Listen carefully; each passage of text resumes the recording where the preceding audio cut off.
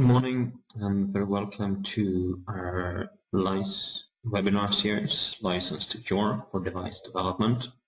Today's topic is in controlled documents, to take any QMS-related documents through formal approvals. Before proceeding into this topic, though, I'd like to remind you of the previous sessions. So this session is the fourth. The first one started with on the topic of bridging innovation and compliance. Second focused specifically on design controls. Last session focused on quality processes with an example from complaints to kappa to change. And today's topic is the control documents within the QMS, touching upon the approval process as well as some remarks on part level requirements. If you're interested in previous sessions, this is the URL to visit, gotechnia.com/license-to-cure webinars. And if you visit the site, it will look like the following. So the webinar series goes all through the autumn and winter, and the previous sessions are available on the site with movies from these sessions with audio and the presentations as movies. So, but let's get started with today's session. And as mentioned, the topic is control documents. So, control documents is typically starting in a document template where we have some form of controlled document or a type of, and those are set up as web templates. Defining what the document will look like, with which values will it be pre-populated, and what's its basic behavior. From this, we can generate our specific documents, our instantiated documents, which we will edit and review until we think it meets our requirements or our needs. In order to reach approval, we send it through a predefined formal approval process, typically consisting of early stages where we're having a flexibility to change, going over some more controlled steps or tasks with more restricted access for approvals. Typically only approvals for specific roles on specific metadata, perhaps specific attributes, and only review capabilities with approval of changes. Coming up to later stages where it's primarily notification, and final stages covering the implementation stage, making it adding read and understood tasks or training records or completed trainings. And in the end, the essence is to take the document to release so it's visible for the complete company. So these are the four key steps which we want to cover in control documents. So in order to build a realistic example, we're following the document, in this case a standard operating procedure, through an organization, starting off with a user which would like to generate this document or this SOP, then sending it to design review and review of or editing of some detailed content, then sending it to perhaps a process owner for formal review, and this completed with an electronic signature. It will also go to QA review with a senior director for QA signing it off after reviewing specific QA-related attributes such as the periodic review schedule or the retention date. When released, we can have triggers to generate watermarked PDF files, perhaps with attached audit trail. And with that, we also want to notify the person who initially generated the SOP. Then it goes to a predefined list for read and understood approval. So it's a specific kind of task in order to determine if the SOP has been implemented in the organization. And when everyone has approved the understood task, it goes to final effectivity and completed implementation. And with this, the QA responsible person as well as the bidder is notified. So that's a rather typical workflow for a control document.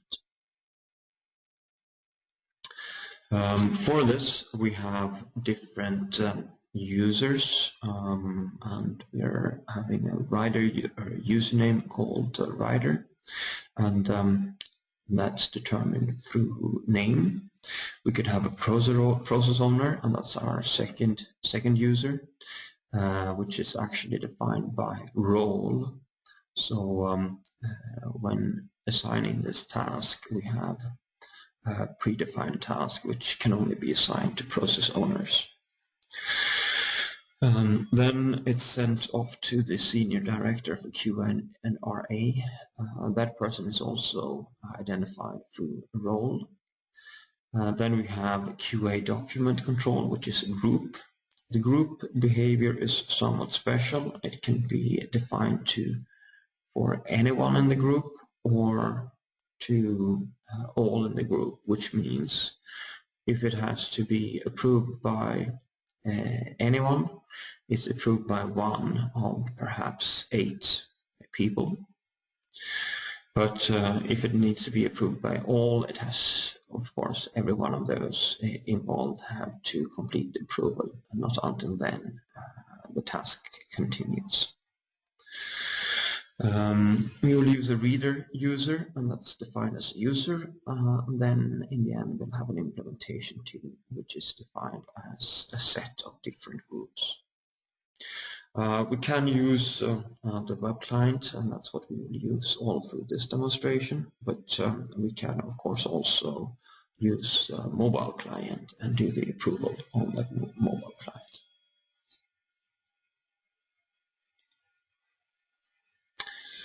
So with that, I'll switch to the demo, and I'll log in as writer.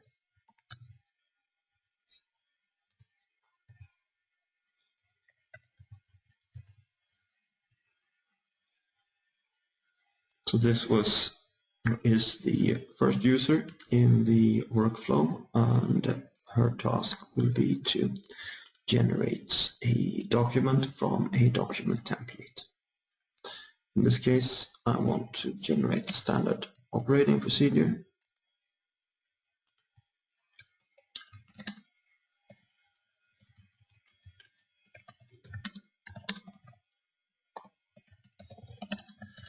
So I'll give it a name, transfer manufacturing from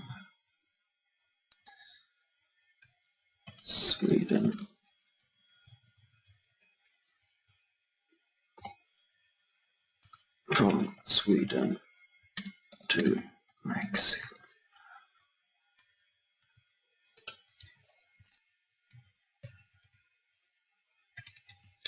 And it's pre-populated with my name as author. I could change this, of course. It's editable, but I'll use the predefined value. In this case, I want to use an existing template. I will use the control document policy, which will include Part 11 compliant signatures for the formal approval on the process owner and the senior director of QA and regulatory affairs. In this case, I want to generate a file from this template, so it's the selection, and I submit this request.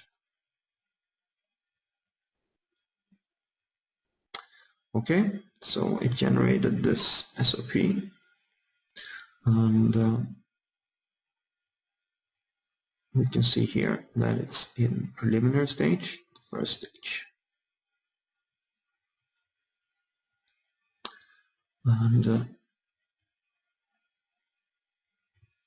I'll go to the document, and among other tasks here or tabs here, I have the navigate tab, which will give me details on the actual SOP.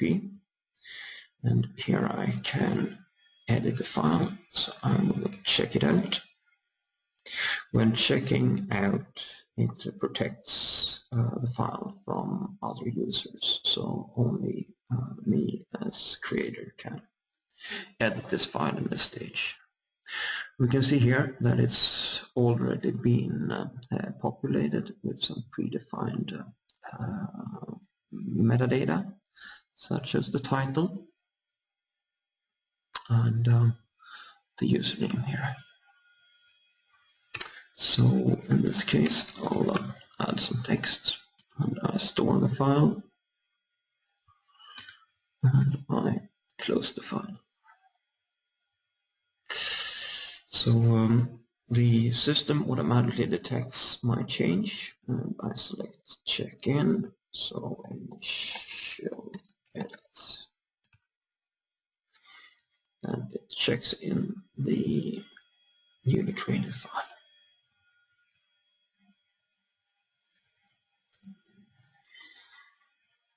Okay,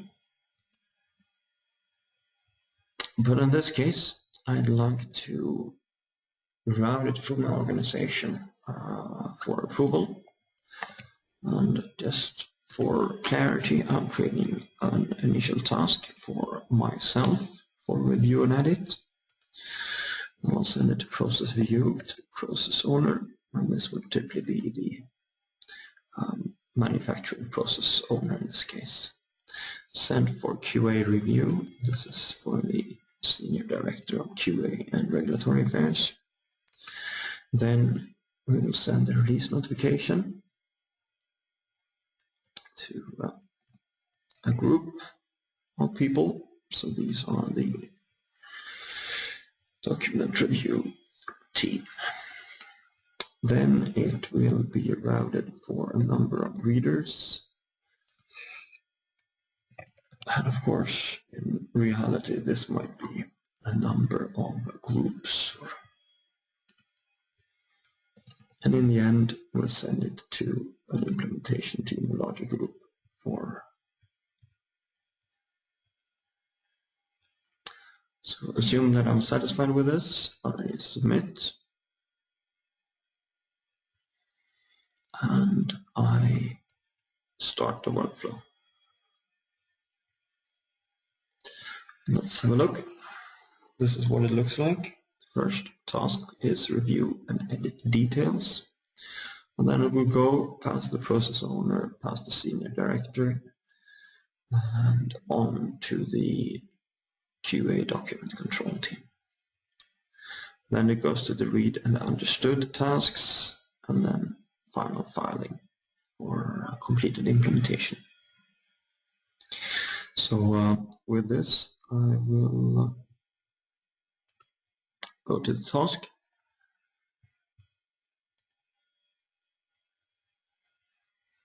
and this is one of many alternative views.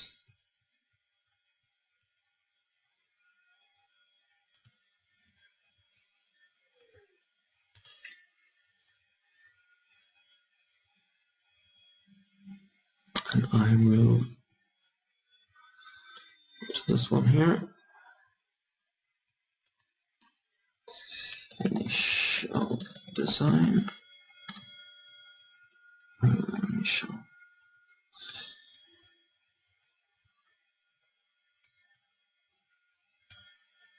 Mission proposal. And I approve this. And when approved, we can see that the document goes to review state. Okay, so I'm done as the writer of the document. I will log on as process owner.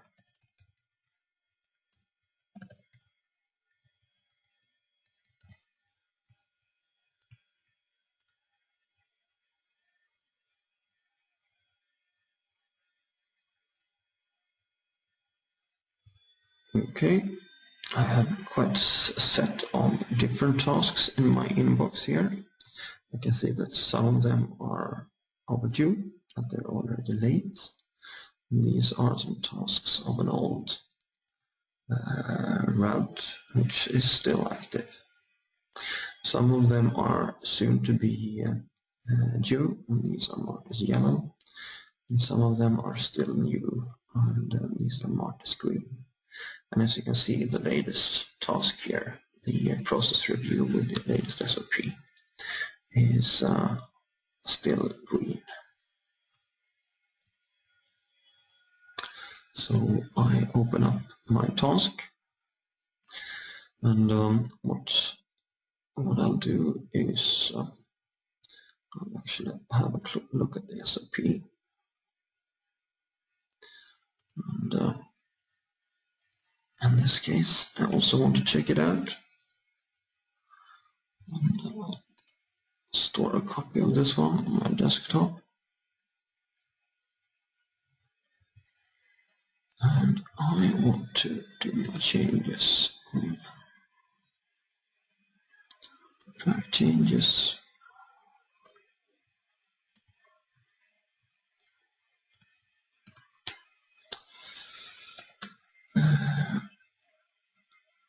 Review of this 55 data.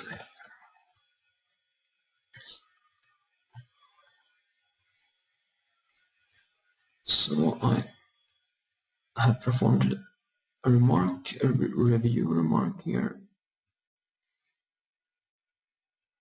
and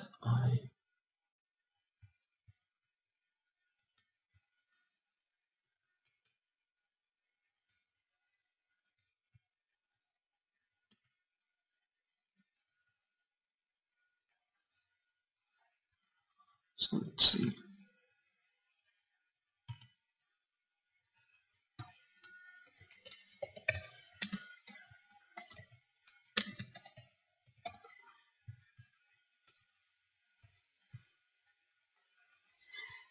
Okay, so I made my changes, and then I store this one.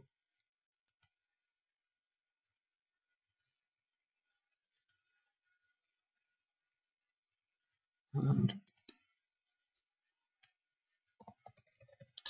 update it.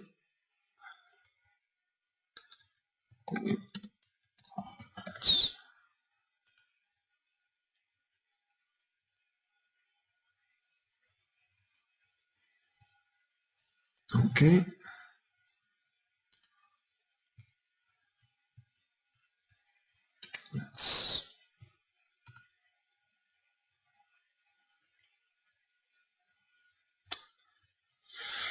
So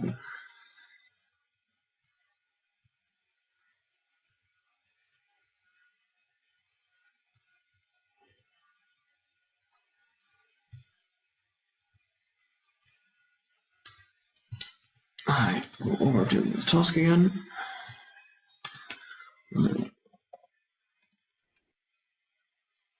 Okay, from a process perspective.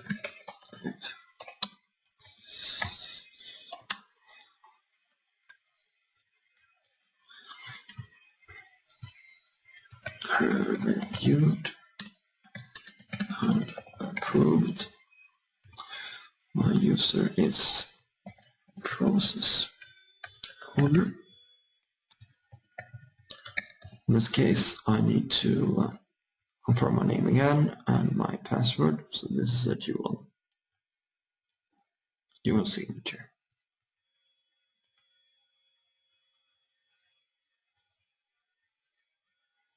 Okay, so I've approved this one, and we will log out and log in as senior director.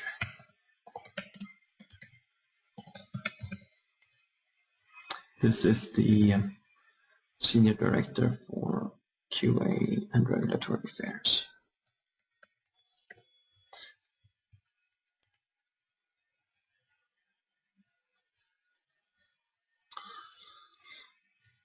So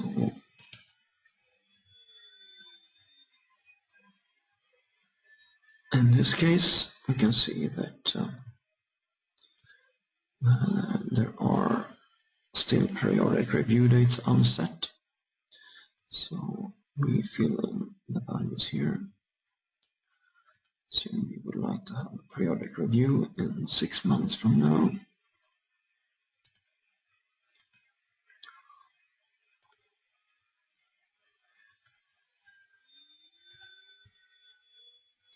So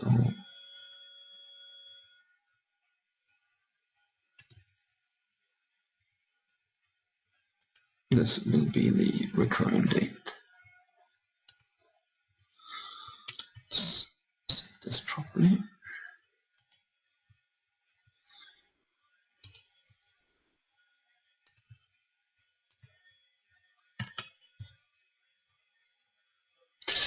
We can also define a retention date, which is the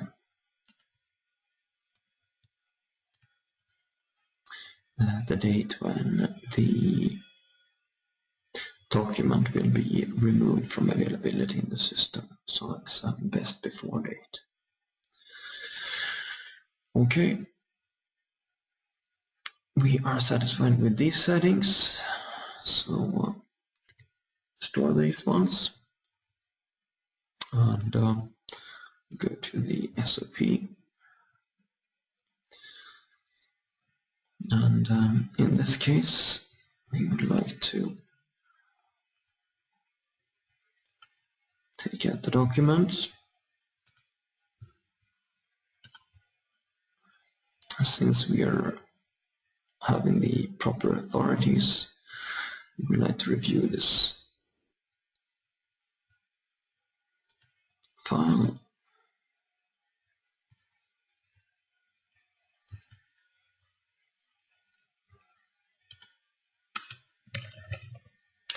Here we see some changes. If they would have been previously in the file, have accepted them.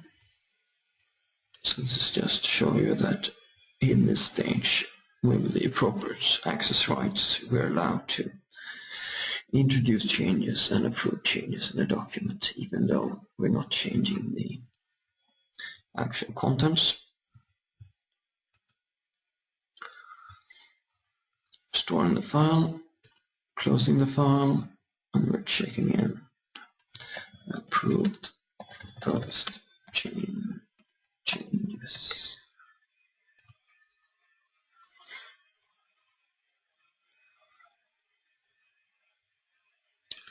So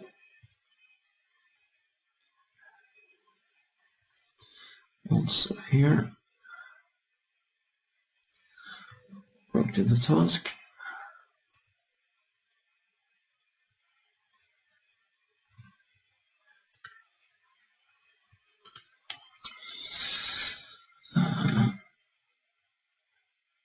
Review and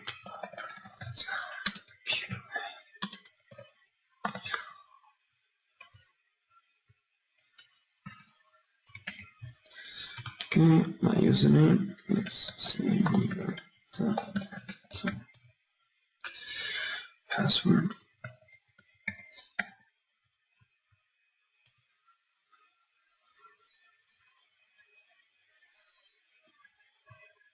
And we can see that it's still in review state. Let's have a look at the workflow. It's release notification. So with this, we will log out, log in as QA.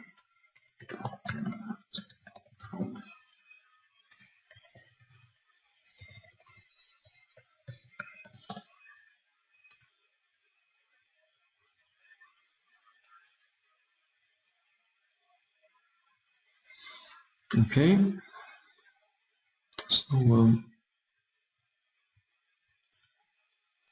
check the tasks. And the latest one is a release notification. You can see here it's our relevant SOP. Here we can see that it's in review state. Or see if everything goes well. It's approved and it's gone to released. So in this fashion, the approval of this document can continue. We will not follow it through the remaining steps, but I believe you've had a good idea on the functionality. So what we did was to create an SOP, and we do this from a predefined template for control documents. So these are predefined task and approval sequence to make sure that it's done in the same way and a predictable way.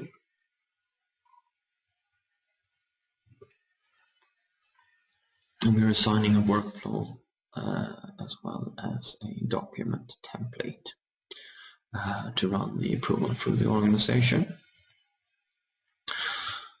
As I hope you saw, after the creation of the document is that some of the fields in the documents are pre-populated from the system. For example, the document name, the document title. Then we went into formal review, and we added a number of changes which later on were accepted by other approvers. We also edited some Part 11 relevant attributes such as the retention date or the date for periodic reviews. When released, we also generate PDF printouts with watermarks and perhaps with the audit trail attached to it, so that we have good control of the report generation possibilities for the generation of the PDF documents or other baseline documents. Then it goes out for implementation, so it's made available for everyone to read, and when read and when understood, each and every person in the implementation organization will sign off their read and understood task. And with this we can determine when the document has been implemented. From when it's released to the organization, it's also publicly available within the enterprise or the company. So after that, we're working with the search to find the document and reuse it and review it and view it for the future in any downstream processes. So this is a summary of the controlled document functionality in License Secure. Of course, the implementation and the approval through these workflows are Part 11 compliant for the electronic records, for the electronic signatures and all the behavior and functionality required for document control, including a Part 11 compliant audit trail. As I hope you saw, we're using document and workflow templates to generate the documents for control behavior. 2 tasks in this workflow, we're using electronic signatures. This was for the approval and sign-off by the process owner and for the approval and sign-off by the Senior Director of QA and Regulatory Affairs. Whatever action is performed on the documents and in the workflow, everything is stored in the history and the audit trail. So if we at any point in time would like to understand what has happened with the document, we have this easily available under the Documents tab. So if we look at our latest SOP, we have the history where we can trace all the actions which have been performed on the document.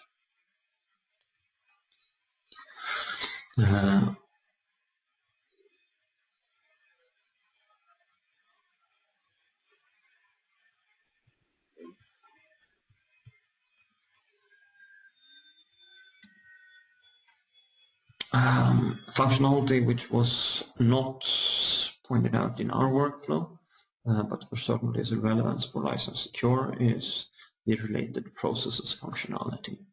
And this is a tab to display any connection between a control document and specific changes, the changed orders or change actions, if it's related to a particular project or a part or a product or a COP or NCR.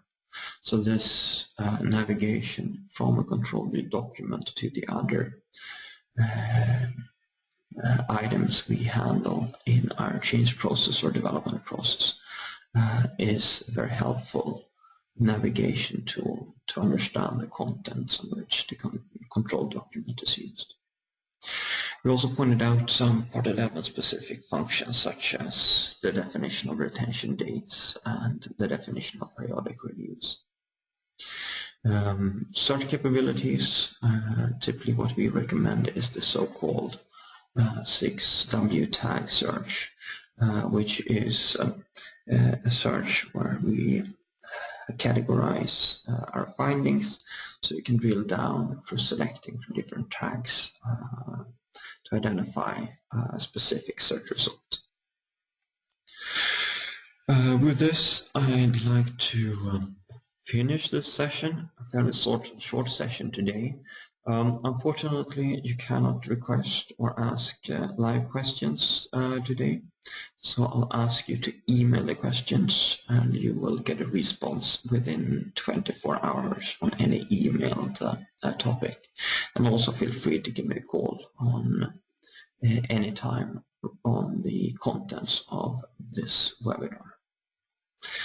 But with this, we close the webinar session today, and as with previous webinars, also this session is recorded, and it's available on the License Secure Webinars site. Thank you very much for today's session, and looking forward to next webinar, which on Tuesday next week will cover regulatory filing for submissions and UDI. Thank you very much for today, and goodbye.